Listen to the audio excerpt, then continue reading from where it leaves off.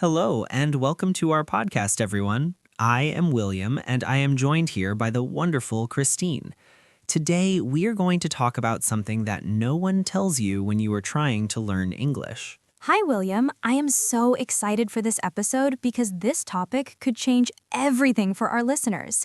Many people believe that to be good at English, they must be perfect. That is a very common belief, but it is actually a trap. Most people think that fluency means speaking fast. They think if they speak fast, people will respect them or think they are like a native speaker. I see that all the time. Learners try to rush through their sentences because they are afraid of looking slow. But when I try to speak too fast, I usually get nervous and forget my words. Exactly. And that belief is actually destroying your confidence. Speaking fast without control is not fluency. It is just panic in disguise. It creates a lot of pressure and fear. It's like being a new driver learning to drive a car. If you try to drive fast before you're ready, you will probably crash. You stay calm when you learn to drive slowly first. That is a perfect example, Christine. When you speak slowly, your brain and your mouth can work together. You have less pressure and you can pronounce words correctly. Real fluency is about control, clarity, and calmness. So the goal is not to be a machine gun of words. We should aim for a stronger connection with the person we are talking to. But William, why does it feel so difficult to stop chasing perfection? Perfectionism creates a mental lag in your head. Many learners try to overthink every sentence before they say it. They want the grammar to be 100% correct before they open their mouths. I do that. I sit there and think, should I use the past tense or the present perfect? And then the conversation has already moved on without me. That is the problem with waiting for perfect grammar.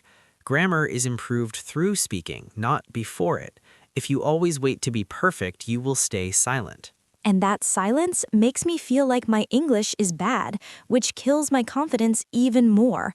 How can we break this cycle of fear? We need a mindset shift. You must stop trying to impress people and start trying to connect with them.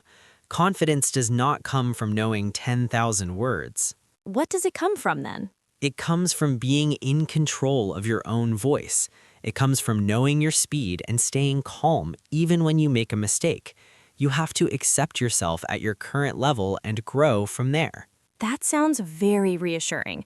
So I should speak even if my hands are shaking? Yes, we call that courage fluency. Every fluent speaker has fear sometimes, even native speakers. The difference is that they speak anyway. I love that idea. Courage is walking through the fear slowly and intentionally. But William, how do we actually practice this at home? Fluency is not just in the brain, it's also in the mouth. Your lips, tongue, and jaw are all muscles. You must train them like an athlete or a dancer. I never thought of my mouth as an athlete. How do I give my mouth a workout? Mirror speaking is one of the best daily exercises.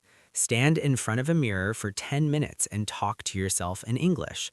Look at your mouth and your expressions. Does it help with pronunciation too? It does, because you become aware of how your lips move. You can choose any topic, like your day or a dream you had. Speak slowly and clearly. Should I record myself as well? Recording yourself is a powerful tool. When you listen back, you hear your mistakes like a teacher would. You can fix one thing every day, like your clarity or your rhythm. I have also heard you mention something called shadowing. Is that a good way to build confidence? Shadowing is a secret weapon for fluency. You listen to a native speaker and repeat exactly what they say like an echo. You try to match their tone, their speed, and their pauses. Ah, the pauses. I used to be so afraid of silence in a conversation. I thought people would think I didn't know the words. That is a very common fear, but silence is actually a sign of power. Truly fluent speakers know when not to speak. A pause gives your brain time to find the right words. It also gives the listener time to process what I just said. Exactly. If you speak too fast without pausing, it's like trying to run without breathing. When you embrace silence, you don't need filler words like or ah. You sound more professional and trustworthy. So instead of rushing, I should let my sentences land. Yes, let your words breathe. Another great tip is to speak in chunks. Don't speak word by word, but in small groups of words. It makes your speech flow much more naturally. That makes so much sense.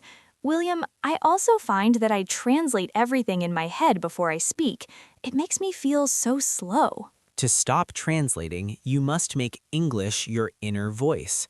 You can start by thinking in very small sentences.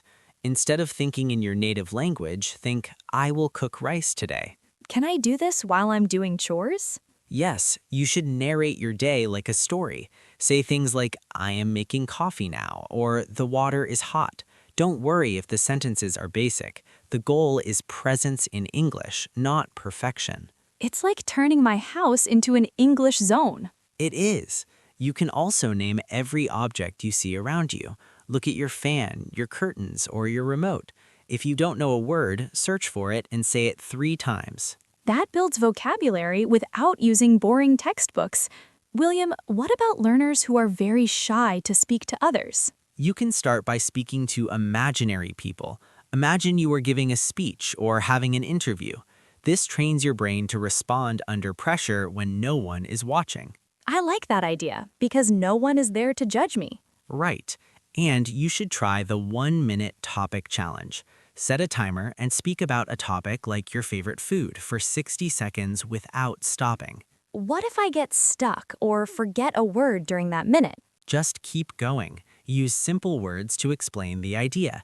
This exercise breaks the fear of speaking and trains your brain to think fast. It sounds like consistency is the real key to building confidence. It is. Fluency is not an accident. It's a daily decision. You don't fail because you're lazy, you fail because you're random. You need a structure.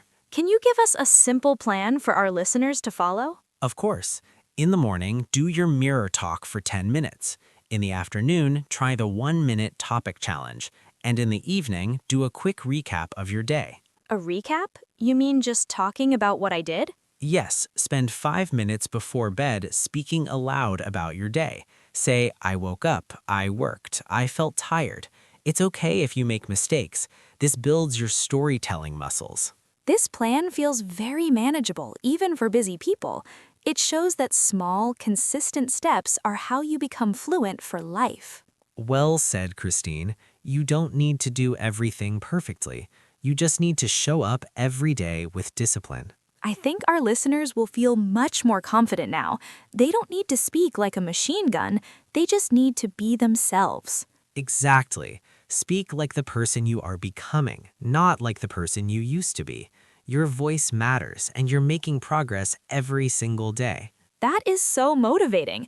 I hope everyone takes action today and starts their journey today. Don't wait for the perfect moment to start because it may never come. The right moment is right now. We believe in you. Keep practicing, keep listening, and never give up. We are here to support you every step of the way. Thank you for joining us today. We'll see you in the next episode. Happy learning, everyone. Goodbye. Bye-bye.